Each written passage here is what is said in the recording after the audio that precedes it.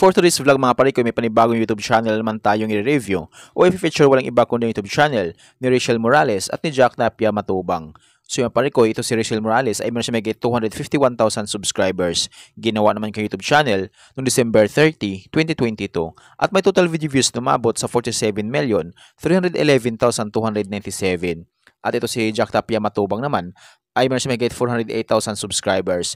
Ginawa ko YouTube channel noong March 6, 2021 at may total video views na umabot sa 59,533,438. Dito sa video ito mga pare ko ay ating alamin kung magkano na nga ba yung kanilang estimated YouTube sahod. Disclaimer, lahat na makikita yung amount dito o mababanggit ko amount dito ay pawang estimated po lamang gamit ang Social Blade.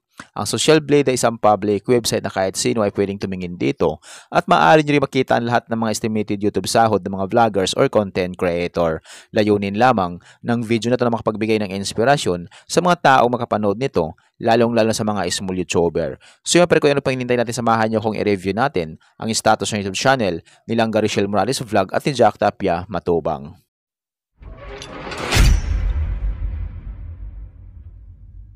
So yun mga pare ko, dito tayo sa official YouTube channel ni Rachel Morales dito sa Social Blade. So mayroon na siyang 1,034 uploads na video at yung kanyang subscribers ay umabot na sa mahigit 251,000 subscribers. So deserve ni Langga na magkaroon siya ng maraming subscribers sa kanyang YouTube channel. Total ng kanyang video views na kuha siya ng 47,311,297. Country Philippines. Channel type people.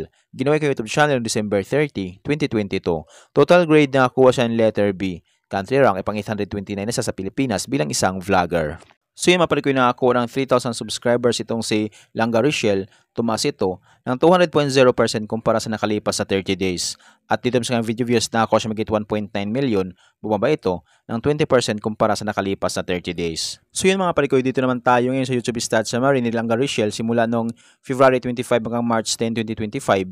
Dito natin makikita yung mga nadagdag yung subscribers, video views, at yung kanya naman estimated earnings. Pero titingnan natin dito mga parikoy, ay yung kanyang daily average at weekly average. So sa kanyang daily average, meron siyang $16 up to $257 i-convert at sa peso. Simula dito convert sa lowest na mayroon siyang $16 i-times natin sa 58 ay mayroon siyang 928 pesos na posible ang kitain sa loob ng isang araw. At kung mabot naman yung highest na mabot sa $257 i-times natin sa 58 ay mayroon siyang 14,906 pesos na posible ang kitain sa loob ng isang araw. So yung maparikoy dito naman tayo ngayon sa kanyang weekly average.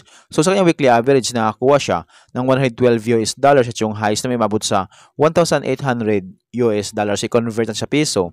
Simula pa convert sa lowest na mayroon siyang $112 i-times natin sa 58 ay mayroon siyang 6,496 pesos na posible ang kitain sa loob ng isang linggo. At kung mabot naman yung highest mabot sa $1,800 i-times natin sa 58 ay mayroon siyang 104,400 pesos na posible ang kitain sa loob ng isang linggo. So yung mga parikoy, dito naman tayo ngayon sa kanyang estimated monthly earnings. So disclaimer po lamang mga parikoy, ang video na ito ay layunin lamang na makapagbigay ng inspirasyon sa mga tao makapanood nito, lalong-lalo sa mga small YouTuber. Lahat na makikita yung amount dito o ibababanggit ko amount dito ay pawang estimated po lamang gamit ang Social Blade. Ang Social Blade ay isang public website na kahit sino ay pwedeng tumingin dito at maaari nyo rin makita ang lahat ng mga estimated YouTube sahod ng mga vloggers or content creator. So yung mapaliko dito sa kanyang estimated monthly earnings ni Rachel, mayroon siyang $481 at yung highest na may mabot sa $7,700 i-convert at sa peso. Simula pa convert sa lowest na mayroon siyang $481 i-times natin sa 58 ay mayroon siyang 27,898 pesos na posible ang kitain sa loob ng isang buwan. At kung mabot naman yung highest na mabot sa $7,700 i-times natin sa 58 ay mayroon siyang 446,600 pesos na posible ang kitain sa loob ng isang buwan. So mapalik itong highest ni Rachel Morales Vlog, sumabot lamang ito kapag once lahat ng mga viewers niya ay hindi nag-i-escape ng ads. So bihira lang yung mga viewers na hindi nag-i-escape ng ads kaya hindi tumabot nilang Rachel. So maaaring magbabago pa itong mga parikoy, depende sa dami ng views na makukuha nilang Rachel Morales Vlog. So dahil ang sahod ng mga vloggers or content creator, nakadepende sa dami ng views, hindi sa dami ng subscribers. At laking tulong din yung mga viewers na hindi nag-i-escape ng ads. So yung mga parikoy, proceed naman tayo sa kay Jack Tapia Matubang. So yun mga parikoy, dito naman tayo ngayon sa official YouTube channel ni Jack Tapia Matubang dito sa Social Blade. So mayroon na siyang 395 uploads na video. At yung kanyang subscribers, umabot na sa 408,000 subscribers. So deserve ni Jack Tapia Matubang na magkaroon siya ng maraming subscribers sa kanyang YouTube channel. Total ang kanyang video views na kuha na siya ng 59,533,438. Channel type, people.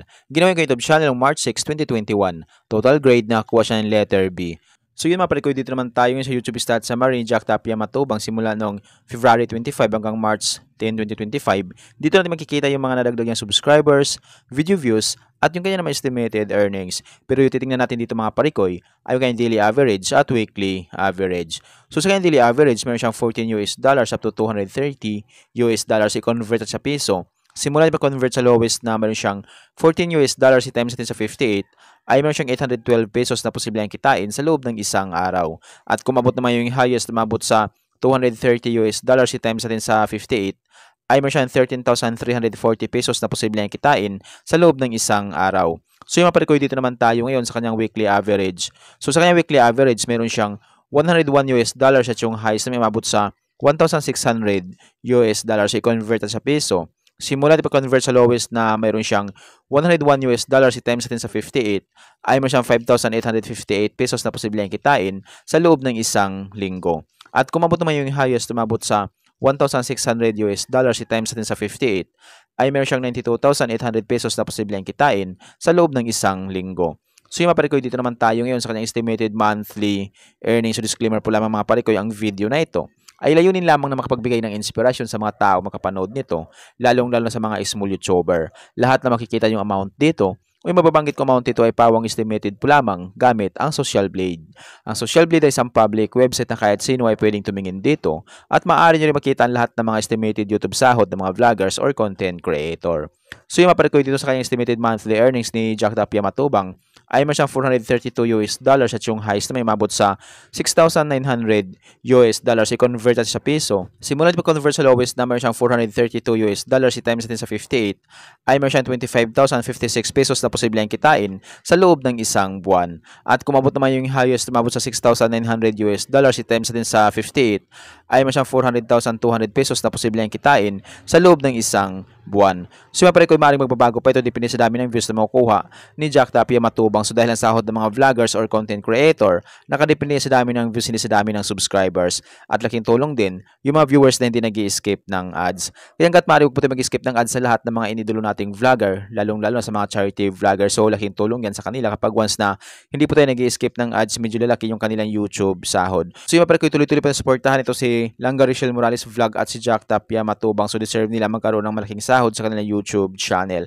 So mas maganda kung umabot din sila ng million subscribers. So supportahan po natin lahat ng mga Kalingap team. So yung hanggang dito lang yung video natin. So kung mayroon kayong iniidolong vlogger na gusto nyong malaman yung kailang estimated YouTube sahod, paki-comment lamang sa comment section at gagawa natin ng itong klaseng ori ng video. At kung nagustuhan nyo ang video itong mga parikoy, huwag nyo po sana kalimutan mag-like, share at mag-subscribe sa munting channel na ito. Once again, this is Kabady Vlog. Peace out.